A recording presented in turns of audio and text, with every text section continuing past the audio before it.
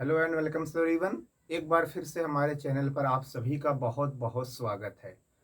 आपको पता होगा कि हम कक्षा 10 सामाजिक विज्ञान का एक एक चैप्टर कवर कर रहे हैं और इस सीरीज में हम लोग कवर कर रहे थे जो अर्थशास्त्र का पार्ट है, उसका पहला चैप्टर विकास यानी कि डेवलपमेंट। तो विकास में हमने आपको बताया था कि विकास जो सामान्यतः आदमी देखता है, यदि किसी की आय बढ़ रही है, किसी की इनकम बढ़ रही है, यानी कि पहले वो 5,000 रुपए पर मंथ कमाता था, अब वो 50,000 रुपए पर मंथ कमाने लगा, तो हमारे दृष्टिकोण में, हमारे नजरिए में वो क्या कर रहा है, वो विकास कर रहा है। लेकिन हमने आपको बताया था कि विकास सिर्फ पैसों से नहीं देखा जाता, बल्कि विकास को देखने के लिए तीन चीजें आप देखेंगे। यदि आप देखना चाहते हैं कि कोई विकास कर रहा है, कोई गांव विकास कर रहा है, तरक्की कर रहा है, कोई मोहल्ला तरक्की कर रहा है, कोई देश तरक्की कर रहा है, तो उसमें आपको तीन चीजें देखनी थी। सबसे पहले आपको देखना था उसकी आय, यानी कि क्या उसकी आय में बढ़ोतरी हुई। पहले वो 5,000 कमाता था, अब 50,000 कमाने लगा, क्या उसकी आय में बढ़ोतरी हुई। और आप उसका स्वास्थ्य स्तर देखेंगे, उस गांव को, उस देश का स्वास्थ्य स्तर देखेंगे कि वहां के लोग स्वस्थ हैं या कि बीमारी से पीड़ित हैं। ये चीजें आप देखेंगे। सबसे पहले आप उसकी आय देखेंगे, पैसा। दूसरा आप उसका स्वास्थ्य स्तर देखेंगे। और तीसरा वहां की शिक्षा देखेंगे। अगर ये तीन चीजें कहीं आपको उच्च स्तर की दिख रही हैं, ज्यादा दिख रही हैं, तो इसका मतलब ये हुआ कि वो गांव या वो मोहल्ला जहां पर आपको ये तीनों चीजें ज्यादा देखने को मिले, अच्छी बेटर मिले, इसका मतलब वो विकास कर रहा है। ये तीन चीजें आप गौर करेंगे, ध्यान देंगे, ठीक है। लेकिन विकास के का मतलब हम आपको बताएं कि ये विकास का मतलब पहले से बेहतर, ठीक है, ये हमने आपको बताया था। अब विकास के लक्ष्य क्या होते हैं, विकास अगर आप करना चाहते हैं तो क्या क्या टारगेट आपके अंदर होना चाहिए। सबसे पहले आपको प्रति प्रति व्यक्ति आय बढ़ानी होगी।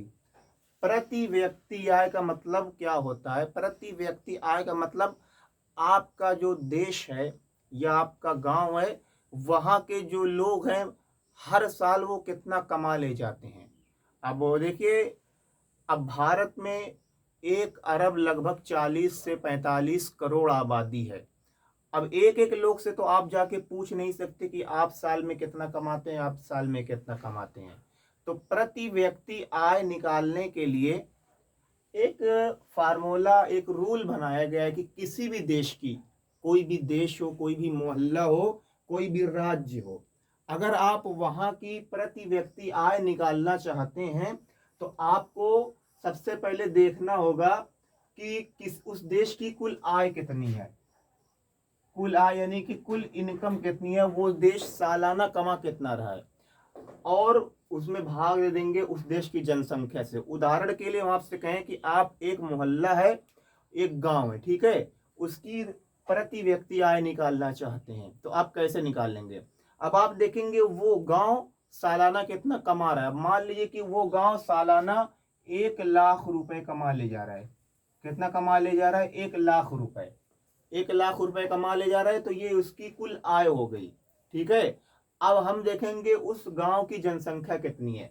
अब हमने देखा कि उस गांव की कुल जनसंख्या है 100, ठीक है। तो ये देखिए, देश की कुल आय में किससे भाग देना है? देश की कुल जनसंख्या थे, ठीक है। तो किसी भी देश की यदि आप प्रति व्यक्ति आय निकालना चाहते हैं, तो उस देश की कुल आय में उस देश की कुल जनसंख्या से भाग दे दिया। अब देखिए, हम काट देंगे, ठीक है। तो 1,000 आया, ठीक है। तो वो जो गांव था, उसमें हर व्यक्ति की आय कितनी है, इनकम कितनी है? 1,000। ये एवरेज होता है। अब उसमें ये भी हो सकता है कोई व्यक्ति साल का जो है वो 50,000 कमा रहा हो, कोई एक आदमी 1 रुपया ना कमा रहा हो, ठीक है। तो ये एक एवरेज निकाला जाता है।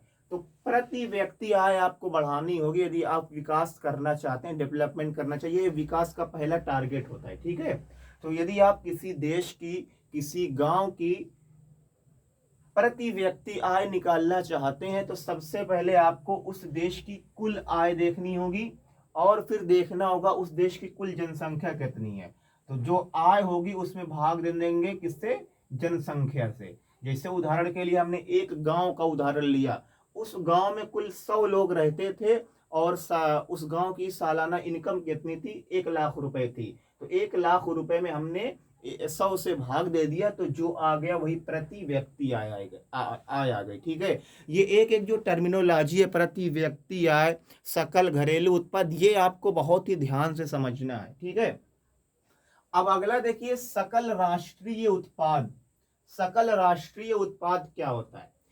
किसी देश में उत्पादित कुल आय को क्या कहते हैं? सकल राष्ट्रीय उत्पाद कहते हैं। देखिए क्या होता है कि हमने मोबाइल खरीदी, हमने जमीन खरीदी, कोई भी आदमी काम करता है तो वो सरकार को क्या देता है? टैक्स देता है। क्या देता है? टैक्स, या जिसे कहते हैं कर देता है। ठीक है, जिससे सरकार की इनकम होती है, सरकार को फायदा होता है, सरकार को पैसा मिलता है। तो सरकार को जितना पैसा मिलता है, सरकार की कुल आय जो है, उसी को क्या कहते हैं? सकल राष्ट्रीय उत्पाद कहते हैं। जो सरकार की कुल आय होती है, उसी को क्या कहते हैं? सकल राष्ट्रीय उत्पाद कहते हैं। आप एक एक टर्मिनोलॉजी, एक एक शब्द को ध्यान से समझेंगे। प्रति व्यक्ति आय, हमने बताया कि देश की कुल आय में देश की कुल जनसंख्या से आप भाग दे देंगे तो क्या आ जाएगा? प्रति व्यक्ति आय आ जाएगा। लेकिन सकल राष्ट्रीय उत्पाद क्या है? देखेंगे गौर से। किसी देश में उत्पादित कुल आय को, यानी कि एक देश कितना कमा रहा है, उसी को क्या कहते हैं? सकल राष्ट्रीय उत्पाद। ठीक है, एक देश कितना कमा रहा है, और देश किससे कमाता है? टैक्स से ही कमाता है। ठीक है, तो किसी देश में उत्पादित कुल आय को सकल राष्ट्रीय उत्पाद कहते हैं। ठीक है, अब ये जो है, ये आपके लिए इंपॉर्टेंट है, बहुत आप लोगों ने सुना होगा सकल घरेलू उत्पाद, जीडीपी। आप लोगों ने सुना होगा कि भारत की जीडीपी बढ़ गई या भारत की जीडीपी घट गई, या आप लोगों ने सुना होगा कोरोना काल में भारत की जीडीपी काफी नीचे आ गई थी, भारत की जीडीपी को जो है वो एग्रीकल्चर संभाले थे। ये तमाम आपने ऐसे सुना होगा। तो आखिर ये जीडीपी होती क्या है?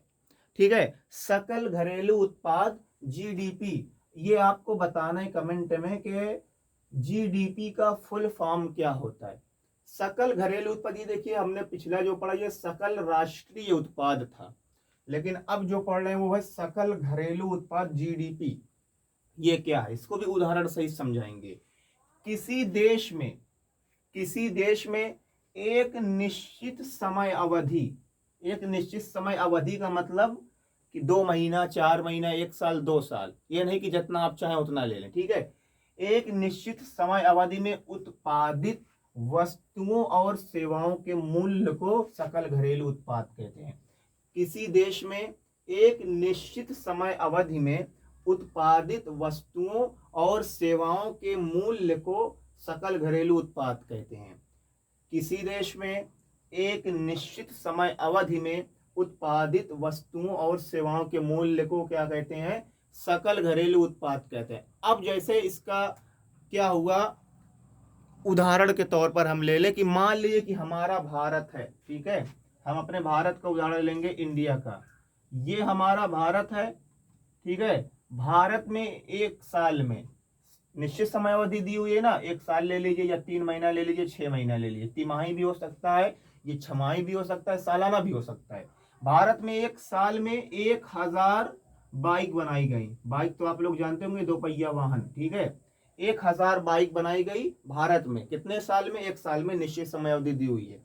उन बाइक को बनाने में क्या हुआ कि 20 लाख का खर्चा हुआ। कितना खर्चा हुआ? 20 लाख का खर्चा हुआ। हमारे भारत में 1 साल में कितनी बाइक बनाई गई? 1000 बाइकें बनाई गई। उनको बनाने में 20 लाख का खर्चा हुआ, और फिर जब बाइक बनकर तैयार हो गई तो उनका मूल्य कितना हुआ? 1 करोड़ रुपए। जब सारी बाइकें बनकर तैयार हो गई, 1000 बाइकें, तो अब भाई मार्केट में जाएंगी, वो बिकेंगी। तो जब उनका मूल्य पूरा देखा गया, कितने की हुई? 1 करोड़ की हुई। तब अब हमारे भारत की जीडीपी कितनी होगी? सकल घरेलू उत्पाद, इसको इसमें जोड़ देंगे। देखिए हमने क्या लिखा है, वस्तुओं और सेवाएं। भाई मजदूरों ने इसमें सेवाएं दी, तमाम चीजें लगाई, 20 लाख खर्चा हुआ, और फिर वस्तुओं का उत्पादन कितना, का मूल्य कितना हुआ? 1 करोड़। तो हमारे भारत की जीडीपी कितनी हो जाएगी? 1 करोड़ 20 लाख हो जाएगी। 1 करोड़ 20 लाख हो जाएगी। ठीक है, तो ये होती है सकल घरेलू उत्पाद, ग्रास डोमेस्टिक प्रोडक्ट। ठीक है, यही होता है ग्रास डोमेस्टिक प्रोडक्ट। ठीक है, किसी देश में एक निश्चित समय अवधि में उत्पादित वस्तुओं और सेवाओं के मूल्य को सकल घरेलू उत्पाद कहते हैं। ठीक है, उदाहरण के लिए हमने बताया कि भारत में एक साल में 1000 बाइक बनाई गई, 1000 दोपहिया वाहन बनाए गए, दो चक्का जिसे कहते हैं। ठीक है, उनको बनाने में 20 लाख का खर्चा आया, और बाद में जब वो बाइकें बनकर तैयार होगी उनकी कीमतें कितनी हुई? 1 करोड़। तो अब सकल घरेलू उत्पाद कितना हो जाएगा? इसी को जोड़ देंगे, 1 करोड़ 20 लाख हो जाएगा। तो ये आपको परिभाषा याद करनी है, पूछा जाता है पेपर में। किसी देश में एक निश्चित समय अवधि में उत्पादित वस्तुओं और सेवाओं के मूल्य को सकल घरेलू उत्पाद कहते हैं। तो आपको सकल घरेलू उत्पाद भी बढ़ाना है, प्रति व्यक्ति आय भी बढ़ानी है, सकल राष्ट्रीय उत्पाद भी बढ़ाना है यदि आप विकास करना चाहते हैं। और जन्म दर को कंट्रोल करना है। जन्म दर क्या होती है? प्रतिवर्ष, प्रतिवर्ष का मतलब एक साल में, प्रतिवर्ष 1000 व्यक्तियों में जन्म लेने वाले शिशुओं की संख्या, प्रतिवर्ष 1000 व्यक्तियों में जन्म लेने वाले शिशुओं की संख्या को क्या कहा जाता है? जन्म दर कहा जाता है। प्रतिवर्ष 1000 व्यक्तियों में जन्म लेने वाले शिशुओं की संख्या को क्या कहा जाता है? जन्म दर कहा जाता है। अब आप देखेंगे, एक साल में देखेंगे, एक साल में 1000 व्यक्ति हैं, तो उन व्यक्तियों के पीछे कितने बच्चे पैदा हो रहे हैं। ठीक है, उसी को क्या कहेंगे? जन्म दर कहेंगे। और मृत्यु दर इसी का जस्ट अपोजिट, प्रति वर्ष 1000 व्यक्तियों में मरने वाले व्यक्तियों को। तो आपको दोनों पे कंट्रोल करना है, ऐसा ना हो कि बहुत ज्यादा जन्म दर हो गई या बहुत ज्यादा मृत्यु दर हो गई। इस पे आपको कंट्रोल करना है यदि आप विकास करना चाहते हैं। यदि जन्म दर में बढ़ोतरी ज्यादा हो जाएगी तो उनको भी चाहिए ना खर्चा पानी, उनकी भी देखरेख के लिए आय चाहिए। तो क्या होगा? जिन देशों में जनसंख्या ज्यादा होती है वो ज्यादातर डेवलप्ड नहीं होगा, जैसे हमारा भारत देख लीजिए। ठीक है, और मृत्यु दर में भी आपको कंट्रोल करना है। जन्म दर प्रति वर्ष 1000 व्यक्तियों में जन्म लेने वाले शिशुओं की संख्या, मृत्यु दर प्रति वर्ष 1000 व्यक्तियों में मरने वाले शिशुओं की संख्या। ठीक है, एक आप लोगों ने सुना होगा शिशु मृत्यु दर। शिशु मृत्यु दर का मतलब होती है, बहुत सारे देखा होगा आप लोगों ने, नवजात बच्चे पैदा होते हैं और वो मर जाते हैं। तो ये आपको कंट्रोल करना है कि 1000 शिशु पैदा हुए तो उनमें कितने शिशु मर गए, कितने छोटे बच्चे मर गए, उसी को क्या कहते हैं? शिशु मृत्यु दर। यानी कि छोटे बच्चों के मरने की संख्या को शिशु मृत्यु दर कहते हैं। ये चैप्टर था पूरा। इस चैप्टर को हमने आपको डिटेल में समझाने की कोशिश की। ये पूरा चैप्टर खत्म हो गया है। चैप्टर आपको कैसा लगा कमेंट बॉक्स में कमेंट करके बताइएगा।